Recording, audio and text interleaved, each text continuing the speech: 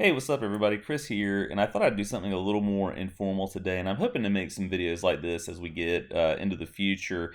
Some that are just a little bit more, I think, kind of off the cuff, a little bit more easy to sort of get out to you in a timely manner, and that are just a little more conversational in nature. And I try to make all my videos like that, but I think this will be just kind of more talkative, I guess, than anything else. So as I'm sort of going through this, please be sure to leave your comments below.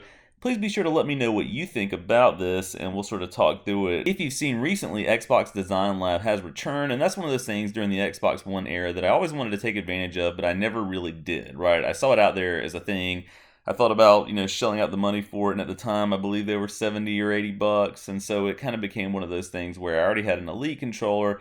I didn't really want to spend the extra money on a new controller at that point, but now that they've come back and they've got the Xbox Series S and X controller, which is the same thing, available for design, I'm really, really tempted to make one of these, even though I probably shouldn't at this point. I've got the Elite Series 1, I've got the Shock Blue controller, the standard white controller that came with my Series S, and so in full transparency, I don't really need another controller, but man, is it tempting to sort of go through and toy with the colors, toy with the designs, and make something.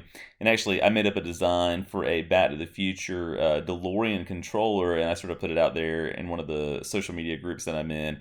And people didn't seem to love it. I thought it looked pretty cool.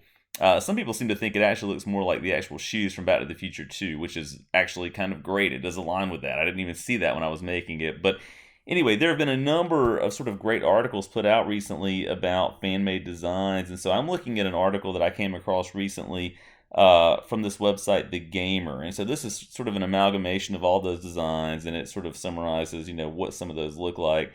The first one that you see here, and I'll share this on the screen, of course, is from Pokemon. And again, I'm not a major Pokemon fan, so you can kind of take this with a grain of salt. To me, they look really cool. I think if you are a Pokemon fan, you would love this sort of thing. You got to buy them all, or whatever the catchphrase is there. And that's me, showing my sort of dad language, I guess, in gaming. But anyway, you got to buy them all, got to catch them all. I think they look cool for sure. And I think that's one of the nice things about Design Lab. You can really get creative with the colors and the designs. And I think that this example here that's shared in the article looks really nice. And I really like this sort of PlayStation Xbox crossover, right? So this next one that I'm looking at comes from the Trophy Room, which is a Twitter account that has PlayStation information. But they've taken sort of that PS1 gray, the multicolored buttons, and then sort of the muted kind of almost ash gray or black analog sticks and D-pad and bumper and trigger combination, and made a PS1 controller out of this. And I think it looks awesome. It looks really cool. I would love to have something like that. Someone made an Xbox 360 controller as well, which I think looks really nice. The 360 controller is maybe one of the best modern controllers ever made. I think the Xbox One controller obviously was a minor kind of improvement on that. And then the Series S and X controller are just very, very minor tweaks on the one controller, but 360 and that controller is what, in my mind, started to perfect sort of the modern controller, not just for Xbox, but in general. I feel like Xbox has always had the best controllers, at least in terms of comfort. I think that's a really cool design. I don't think it's super distinctive, so I don't know that I would want to spend money on it per se, but again, a really cool idea. There are some Dragon Ball Z controllers. I'm not a huge Dragon Ball Z fan, but I think some people are and would love to see something like that. But the Avenger controller looks cool.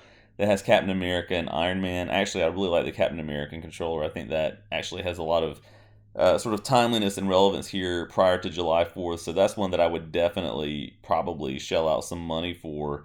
There's a Saints Row the Third controller, which looks fine. And so the list goes on. But I just love Design Lab. I think as an East Carolina University fan, I might make a purple and gold one. I wanted to do that with Design Lab when that was first a thing with Xbox One, but I might do that. I think my significant other is probably going to kill me if I buy another controller. I just got the PS5 Black controller, so it's just ridiculous. I need to stop with this. But I might make one Design Lab controller. But let me know what you think. What are your favorite Design Lab designs? What have you seen that you think looks really cool? What ideas do you have? Let me know in the comments below. And as always, thanks for watching, and I hope you're having a great week.